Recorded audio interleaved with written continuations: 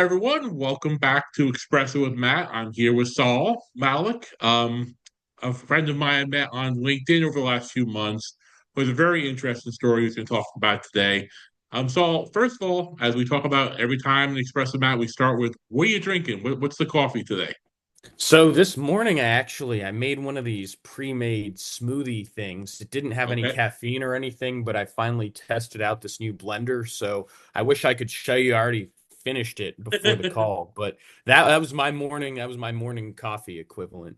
Yeah, those smoothies are pretty good. I used to have one in my old office, and my person who was right next door was like, "Matt, do you have a chainsaw going in here?" I'm like, "No, it's my morning smoothie."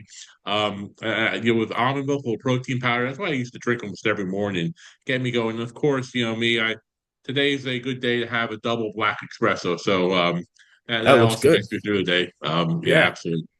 Well, Saul, thank you so much for joining me. I really appreciate it. I know you've been going through a lot of change and transition, moving and everything right now, but we talked a few months ago. I've been following your content. I think you have such an amazing, great story and so aligned to a lot of things I talk about also. But for everyone out there, maybe you can just share a little bit of your story and the work you do currently. Sure. So right now I'm in Nashville, Tennessee. I just moved earlier this week, actually. My girlfriend is in law school here, so I moved out here. Let's see, so I'm 27 years old. I work full time now doing speaking engagements. I'm a speaker, primarily speaking at high schools. So I travel all over and present at conferences, but mainly schools talking about gambling, gambling addiction, doing prevention talks, raising awareness.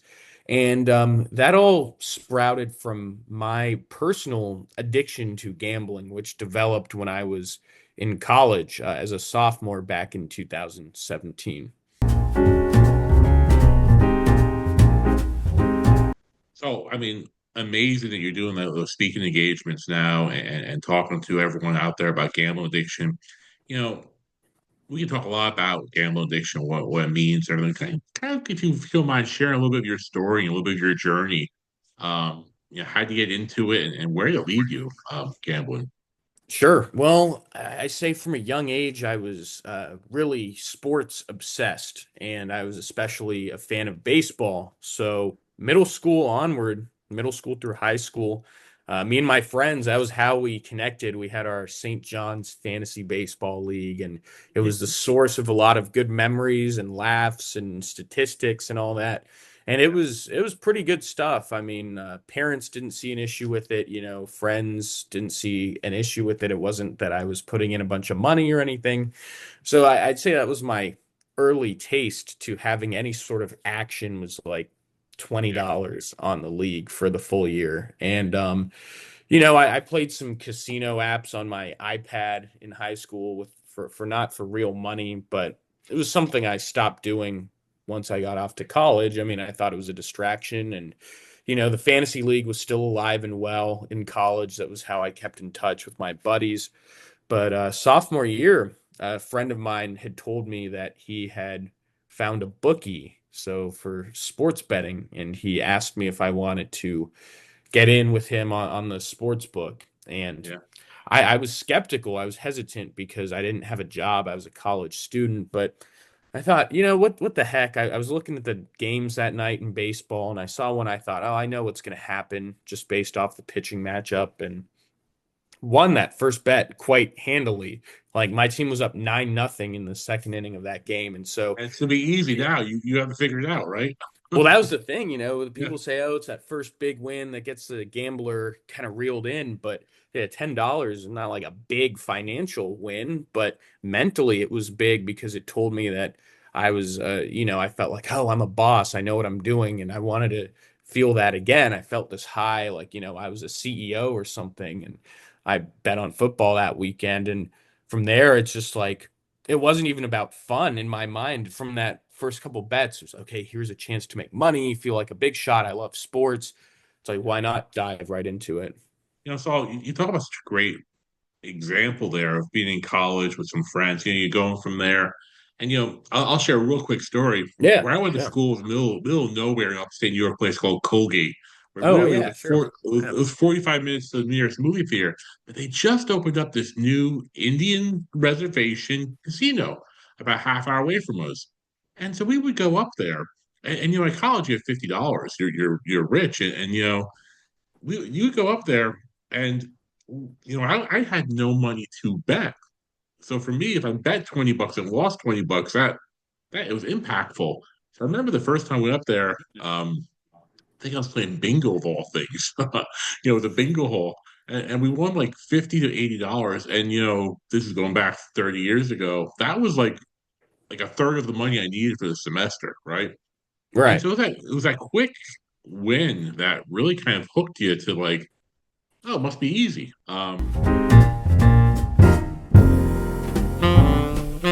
It started, with like innocently enough working with bookies and everything like that. But where did it lead you? How did it kind of, how that transition for you?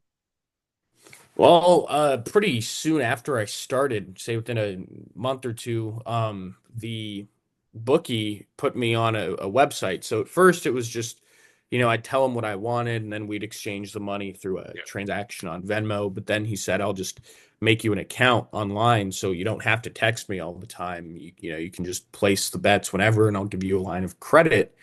And when I found the online, like an actual account, I was made aware through the website that tennis was coming up. Like it would say next game available to bet on, and it was like some European tennis match. And so I figured out I wasn't limited to betting on basketball or baseball or waiting for the NFL to come around. I was able to have more action going. And so I dove right into it. I was like, well, more games to bet on means more money, more action, more of the same feeling that I'm craving. And I'd say from there, naturally started to lose more frequently. And of course, would have to pay that money back. And it was kind of subtle to me how it progressed because there were moments where I'd always look forward to going to gamble. Like after class, I'd love to walk. There was kind of a forest area near the zoo Yeah. behind my campus. I'd always love to walk there on my own and check the scores.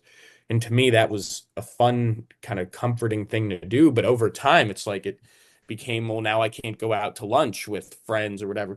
So I have to have my phone checking the score, in class, I'd get distracted. So it was, losing more frequently, getting more preoccupied with the time of it, and then lying to people about how involved I was with it. And then, when I couldn't pay the debt, I decided, well, I'm going to have to block the contact of that bookie. And, I still wanted the action. So find a new bookie and get more credit. And then it was like, just starting this awful cycle. You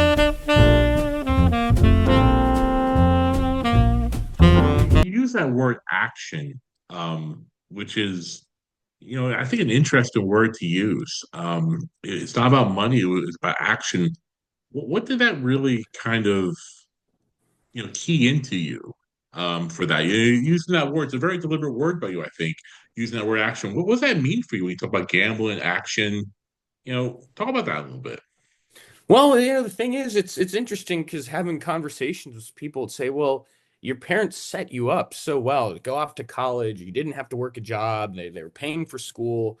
Everything was laid out for you. All you have to do is just not colossally screw it up, right? And to think, well, I didn't need that money, but it was the feeling. So that action, well, I mean, chemically, there is. It's action in the mind. It's like this release of dopamine and you're feeling this high as if, me or anyone who's doing it is on drugs, but the action is like this feeling of being in control. And that's what I think I was really craving was this uh ulterior this whole alternate personality that I wanted to present to the world, where I was finally, the guy, because didn't feel like I really fit in my fraternity, had like anxiety around girls and stuff, didn't, wasn't really doing anything, and had always struggled with my behavior in school, ADHD, all this stuff. So it's like if I can escape and be the CEO, the big shot caller for 10 seconds, I'm going to chase that. So Yeah. that's the action. You know, it's a great conversation to have because, over my years, I worked about 25 years in a behavioral health hospital. and you have behaviors, whatever behaviors it was, whether it's addiction, gambling addiction. I worked with a lot of adolescents who did a lot of like self-cutting, and those type of behaviors. What I found, and I'm not a clinician, I just was around a lot of clinicians over the years. The actual behavior, like you think, okay, cutting yourself as an example, is to hurt himself. It's usually a supplement for another type of behavior. And so, when you talk about gambling, it's like, okay, Sal must need money. He's trying to make money to go for vacation or start his first business. But the money is almost a secondary gain to the emotion of what you're dealing here. And I think a lot of times when you're talking to people with addiction, it's not so much having that next drink or having the next drug or that next bet. It's more of that behavior that leads up to it. And so I think that word for me when you talk about it is so true. Action. It is that inability to be at peace with ourselves that makes us do something different. I know from the 12 steps, like Gamblers Anonymous. The literature of the program says this is an emotional illness. It doesn't say it's a financial problem. It says it's an emotional illness with financial implications to it.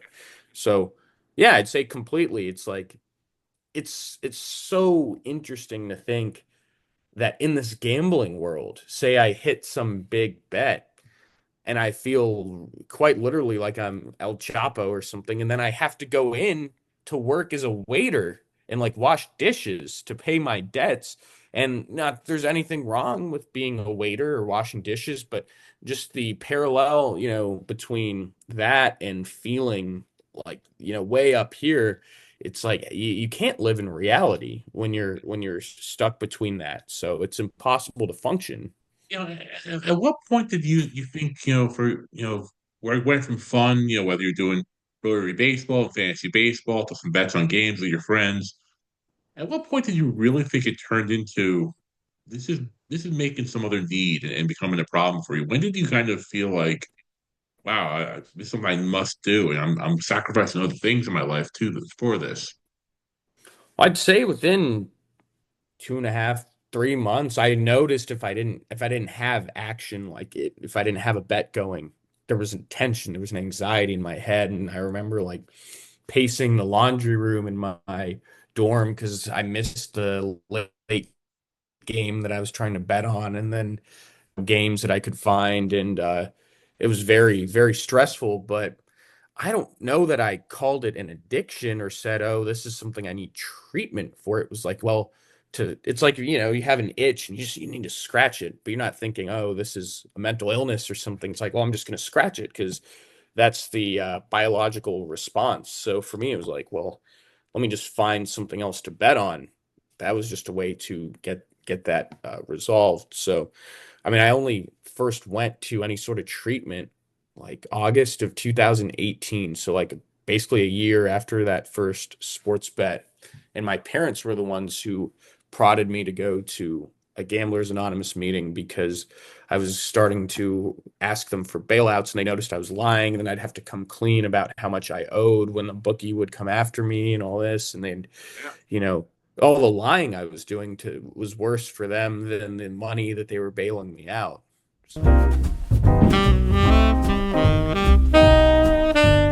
Yeah. And so let's talk about that first meeting when you walked into that room. What was that like for you?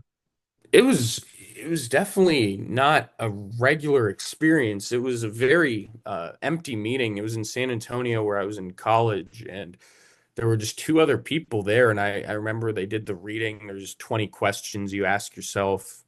Are do you ever lose time from work due to gambling? You ever gamble longer than you'd planned? And the general guideline is if you answer yes to at least seven, then that's a sign usually that you are a compulsive gambler. And I don't remember how many I answered yes to, but I just remember not really knowing what the meeting was supposed to be, just kind of showing up. And then I went a couple weeks without a bet, and I thought, well, I did a good job. I kind of deserve to get back into it and started betting on tennis matches again. You use tennis as like kind of, why am I betting on tennis? I mean, I guess, it's one of those things where you kind of move from different sports and different things. I mean, was it mostly sports you were betting on?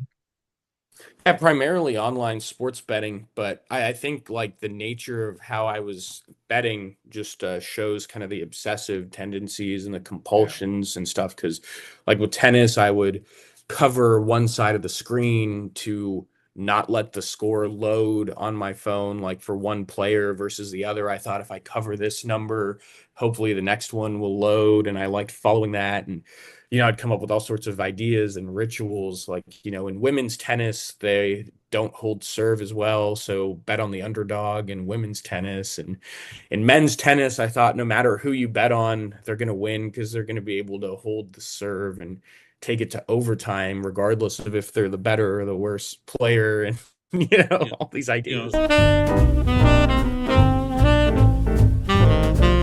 I remember talking to an individual who was in recovery from, different drugs, was in recovery for about 10 years. I asked him what the hardest thing in recovery was. He was like, Matt, the hardest thing wasn't so much the drugs, giving up the drugs, was everything I built my life around to get the Hmm. drugs. What do you mean? He's like, the thrill of getting the money, calling my dealer, going to get the drug, figuring out a time where I could use it. Like my whole life was less about the high, but more about all the things that went up there. I said, well, what worked for you in recovery? He goes, I had to replace all that time with something else. Because so what was the most helpful thing for you in your recovery? And correct me if I'm wrong, it's been about 4 years since your last bet. Now over about five Wow, and a half, I guess congratulations. July 2019. Yeah, thank you. Well, Yeah, I think, well, admittedly, well, here in Nashville, there's not as many GA meetings, and I should call my sponsor because I haven't talked to him in a week and a half, which is a long time for me to go.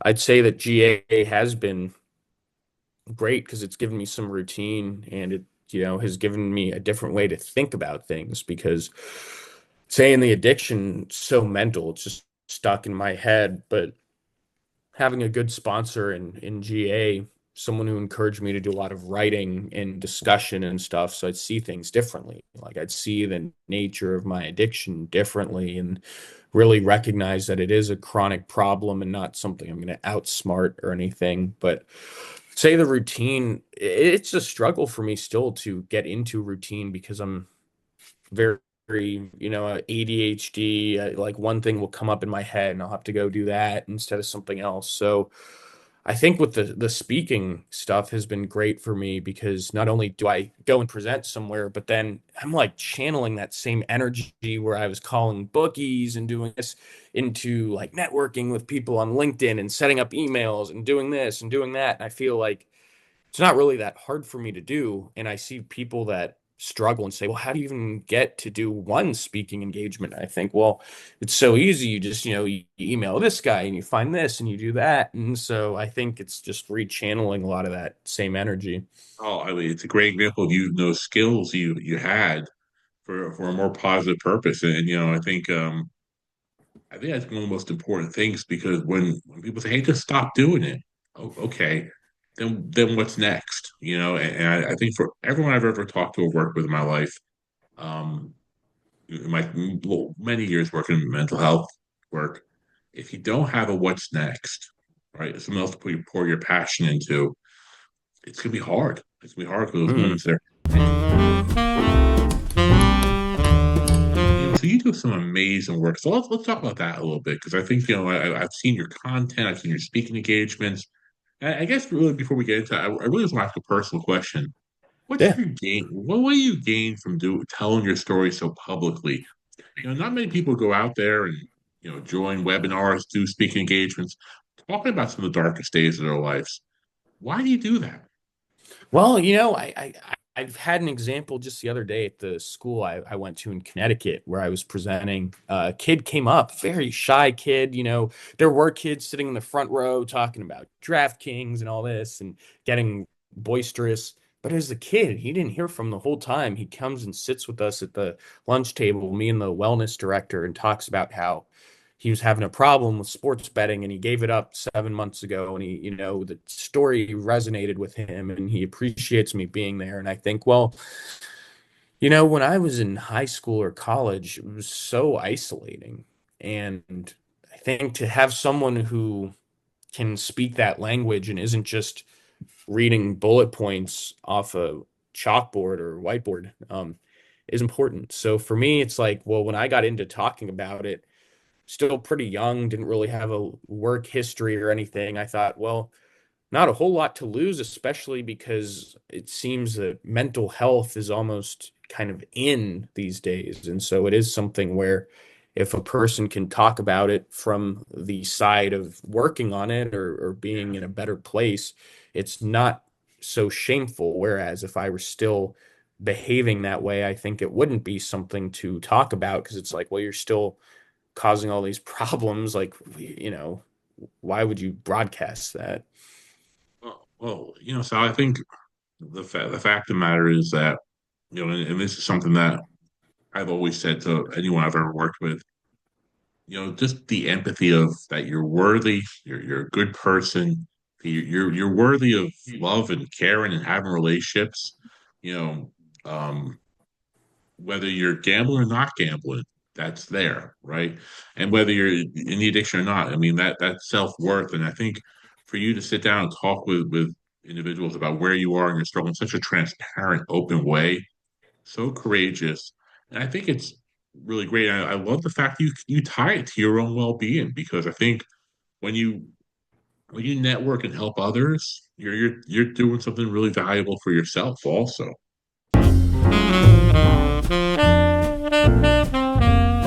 You mentioned something I want to get back to a little bit, stigma. And Hmm. it's a topic I talk about a lot on this show. It's a topic I talk about a lot on my LinkedIn.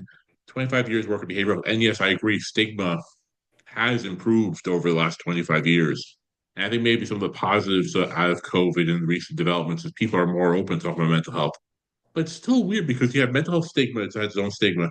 And then gambling addiction seems to have its own stigma there, even with professionals in mental health. I mean, I think I saw a post you had a few weeks ago from someone who's in the addiction industry saying, "Oh, I only treat addiction industry. Oh, I, right, I don't right. I don't really work on gambling." I said, "Wow, that's telling." I was reading research about this a little bit.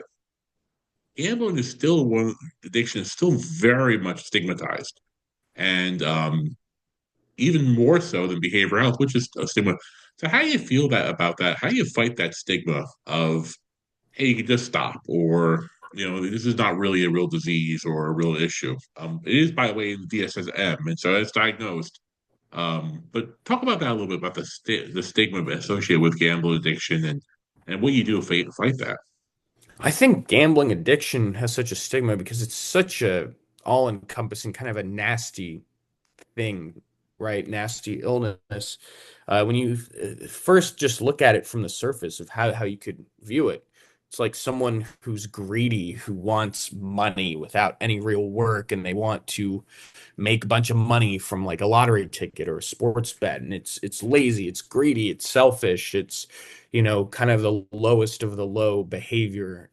And people see that, oh, that's sinful behavior, right? And I think just the devastation that it has on families, and I know drug and alcohol addiction too, but gambling, the lying is just really out of control, not to mention stealing and putting other people in dangerous positions. So I think it's just that whole world. When you think of all the players in the gambling world, the bookies, the loan sharks, and all that, and it's just kind of a nasty world.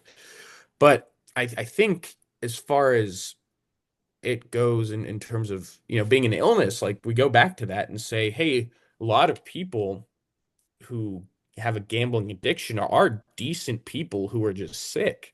And I've experienced that firsthand from the meetings I go to and say these are some of the actually like most helpful, caring people I've ever met once they are working on their addictions. So I guess all of that's to say, we live in a time where it's so easy to access gambling and it's so heavily promoted that a lot of people, I think, will get into it without really being informed.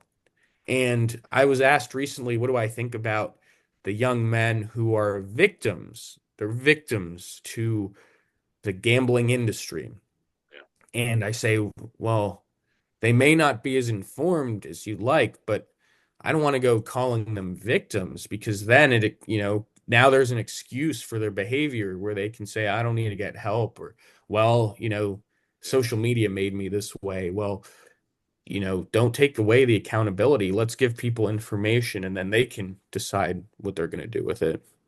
Yeah. Well, first of all, I want to go back to this idea of a network of support. And if you haven't had the privilege, and I want to use that word privilege because I've been able to be as an advocate and an ally into these AA, NA meetings and seeing those communities in action as a supporter over the years. Having a network of people who are generally trying to live it one day at a time and really, talking about their emotions, there's some profound conversations that happen in recovery that maybe don't happen in other places. And it's so important because I think it really is working on that idea of the the drug, the gambling, whatever the behavior is that mask of not being okay with myself. That's such a human condition. Everyone's looked in the mirror at some point and said, I don't like that face looking back at me and have done something about that. And that is so that's so part of the human condition. And so for me, when you talk about gambling addictions, wherever addiction you talk about, it's really treating that person as with empathy and care. And so I thank you for doing that. I love that story about that young man because you know what? 20 kids, 20 college kids probably can gamble. Maybe one gets addicted, just Right. like, most people go to college and maybe drink to excess. Not all of them become alcoholics. There's something inherently there. Mentioned a lot.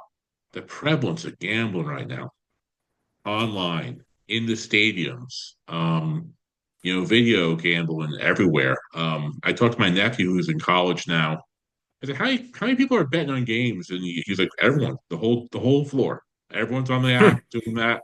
Everyone's doing that, and everyone's on the app doing it. And now you go to games, and it's just part of that culture now. So, what's your worry right now about the prevalence of online gambling and the normalization of it now? Um, and how do you manage that in your journey? Well, for me personally, I mean, I see that it's out there. I just try to not engage with it. I mean, I try to keep current with what's going on in the world and with gambling and addiction and things. But for me, it's like, accepting. I think that's kind of at the heart of recovery too, is acceptance. It's like, well, that's out there, but I don't have to participate. I don't have to engage with it. It's not going to come and pull me in if I'm going to go out and gamble. Plus, I was gambling with the bookies and stuff. I was finding that myself anyway. So it's not like all this stuff is now making it easy for me to gamble. Like I was doing it anyway. So I'd Yeah. always find a way to do it.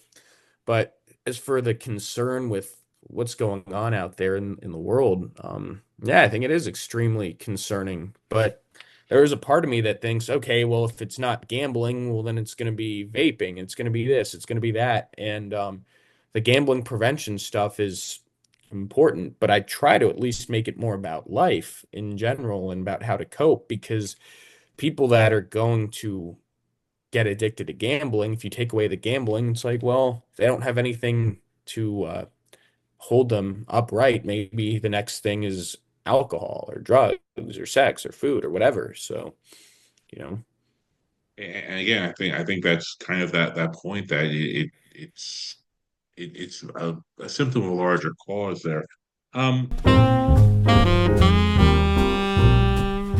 one question I have: you're going to talk to young adolescents. You're 27 years old now, and I look at your webpage, and there's a few things I want to tap on there. First of all, you talk to a lot of students, and you go into schools and everything like that. And I'll definitely plug your website, take a look at oh, it, and I'll put thanks. on put on some slides. Yeah. Bringing you into schools and everything like that.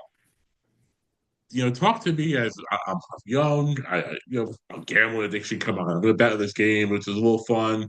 You know, um, what kind of resistance do you get from the people you talk to when we talk to that? about this. It's a good point because yeah, it's not all rainbows and sunshine like all the LinkedIn posts of hey, they said this amazing thing. Like, showing up to last school, the first thing I heard was those kids in the front row, like Ohio State -9.5. And like they were showing me their DraftKings and I guess trying to kind of be silly and make an impression and things. And I don't mind it because first of all, one of those kids after we actually did have a serious conversation at lunch when he came by, and it's like some of these kids are just kind of acting up to show off for their friends, or maybe they don't want to approach the topic, or maybe they are just trolling, and it's not any deeper than that. But I think with being out in the public and talking, and speaking, there will be pushback and there will be backlash and there will be administrators that say, it's not really an issue or, it's we focus more on mental health. They don't say it's an issue of mental health.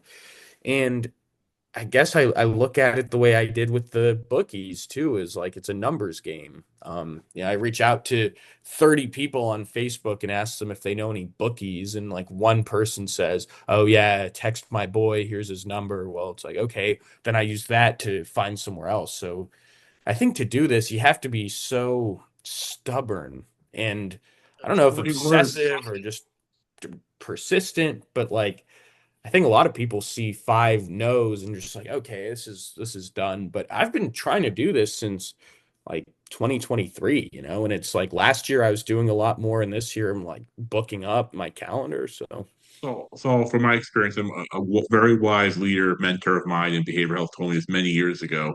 You never know what seeds are going to sprout, and having that faith. And so the conversations you're having, some of those seeds get into some people and will sprout down the road, right? And you don't know who or when or how. You know, there.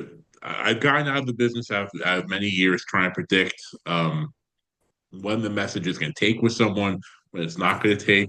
I got a call, actually, a LinkedIn post of all things about a few months ago from someone I worked with 20 years ago, and was like, "I just want to tell you when you talked to me 20 years ago, really, I didn't want to hear it then, but I'm doing well now. I'm married, I have a family, I'm doing this job, and thank you for what you did then." I'm like, first of all, I didn't even remember really 20 years ago, but it's one of those things where who knew that conversation would be helpful, that would remind you. So I guess what I would say, I would keep on encouraging you. I don't know if you need encouragement. You seem, I love that word stubborn because there is that, that piece of it where you're going against that, but you never know when that's going to get traction and put that message out there. So, you have a big supporter in me. Anything I can do to help you get that message out there, because it's such a great message for people to understand the risk here, and also empathize with people going through this too.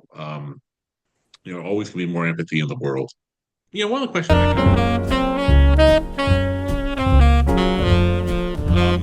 have, I think, real quick, look, my little plug of some of the work you do, some of the speaking engagements. If someone wants to bring you to talk to their students or talk to their group of leadership, tell me about your business, what you're doing now. sure. So I mean my website's just my name, just saulmalek.com. Yep. So I do webinars training about the risks of gambling addiction, offering some ideas for prevention strategies, how you can have conversations with your students or your community. I've done a few of those. Doing another upcoming webinar with a behavioral health group in Massachusetts where I've done a few, and I'm speaking to their counseling staff actually. So it gives that good perspective of lived experience and then connecting it with the real world. It's kind of that blend there. So you have some interesting projects coming up. Mental Health America, Greater Dallas, the Adolescent Symposium they have every year. And then really looking forward to TEDx at the University of Alabama, Birmingham in March, late March, March 29th. So a few things on the horizon. And then I'm traveling again in a couple weeks to Austin, Texas for another school, and then Houston for another school. So packing it up. Yeah, absolutely. And we'll check out his link, saulmalik.com, LinkedIn, amazing stuff there.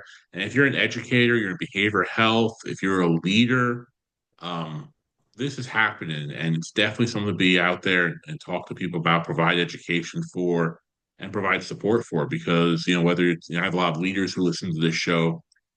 you might work with someone right now who might come to you and say, I have a gambling addiction, or you might notice certain behaviors that you'd be able to respond to. So Sal, absolutely wonderful work there. All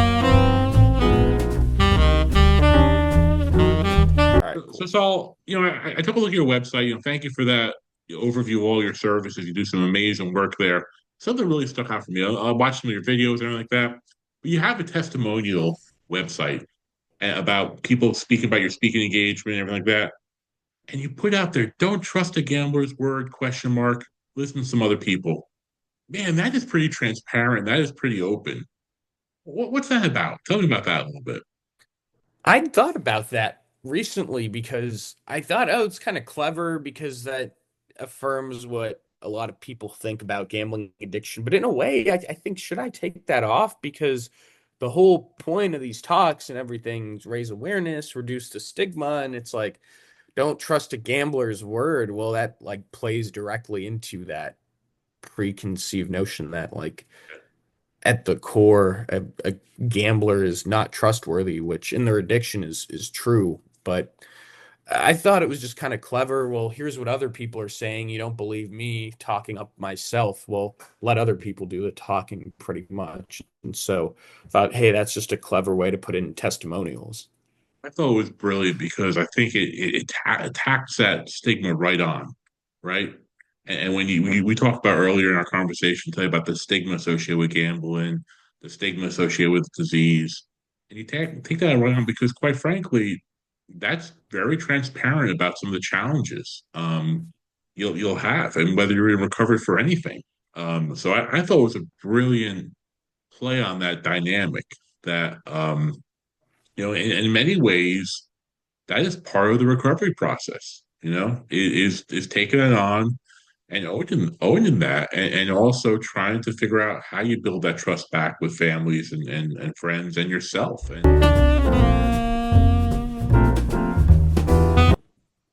All right, so cool. it's all, I took a look at your website. Thank you for that overview of all your services. You do some amazing work there. Something really stuck out for me. I watched some of your videos and everything like that. But you have a testimonial website about people speaking about your speaking engagement and everything like that. And you put out there, don't trust a gambler's word, question mark, listen to some other people. Man, that is pretty transparent. That is pretty open. What's that about? Tell me about that a little bit. I thought about that recently because I thought, oh, it's kind of clever because that affirms what a lot of people think about gambling addiction. But in a way, I think, should I take that off? Because the whole point of these talks and everything is raise awareness, reduce the stigma. And it's like, don't trust a gambler's word. Well, that like plays directly into that preconceived notion that like at the core, a gambler is not trustworthy, which in their addiction is true. But I thought it was just kind of clever. Well, here's what other people are saying. You don't believe me talking up myself. Well, let other people do the talking pretty much. And so I thought, hey, that's just a clever way to put in testimonials. I thought it was brilliant because I think it attacks that stigma right on, right? And when we talked about earlier in our conversation, tell you about the stigma associated with gambling, the stigma associated with disease, and you take that right on because, quite frankly, that's very transparent about some of the challenges you'll have, and whether you're in recovery for anything. So I thought it was a brilliant play on that dynamic that in many ways that is part of the recovery process. Is taking it on and owning that, and also trying to figure out how you build that trust back with families and friends and yourself. And I wouldn't take it down personally, but I'm not a web No, no, expert, I do but like it. I do yeah. like it. Yeah. Yeah. But I thought it was just so transparent, so honest for you to put that out there in such a way. Um, Next question. We've talked to a lot of leaders on Espresso and Matt. What's a piece of advice you would want to give a leader out there? Something you want them to know from this conversation? I think something I'd want a leader to know about this conversation is I think I'd want them to at least try. something on their own first before they give in to other people's suggestions. If they have a goal to start their own business or something. And maybe that's privileged, maybe it's easier said than done, maybe it's a risk financially or whatever. But I say if you have the means to do so and you have an idea, at least try it before you just say, yeah, people say it's not practical. I'm just going to shelf that idea because I would think that I'd have more regret not starting than starting and saying, well, at least I really gave that a real shot. Well, Sal, I think you're doing amazing work right now. Your webpage, your work is so important for people, and jumping in there, going from there, it's a great advice. As you've started this speaking engagement from the ground up, and it's amazing work for leaders. Perhaps this is everyone's favorite question. You can go back and have a cup of coffee with your younger self. What advice are you giving the younger self of yours? Man, I think I'd give a younger version of myself the advice that it's not all or nothing. Things that happen, successes and failures, setbacks, because that was a big part of the whole gambling world was like one win and I'm at the top of the mountain, but then one thing, like if I lose, oh, everything's horrible, the world is ending. So I think having a more middle ground perspective is something I would tell myself of just take things more easy and just be more adaptable. That's making some advice on, and don't catastrophize Right. the failures, and don't celebrate the big wins. I mean, sometimes it's just about moving forward each day. It's great advice. All Right, right, right. last espresso round question. You can have a cup of coffee with anyone, anywhere, anytime. Hmm. Who you having that cup of coffee with? Where? Why? I think my answer would be my sponsor in GA, and I guess I'll keep his name anonymous because it's anonymous. But Yeah, I'd say my sponsor in GA, and he's still alive, but just knowing the wisdom that he's given me and his experience and the fact that he's given up so much of his time to work with me, I think we'd go to a Denny's and have a cup of coffee because that's what I'm accustomed to doing with him. So nothing fancy, just go to a Denny's, have a coffee, and just catch up.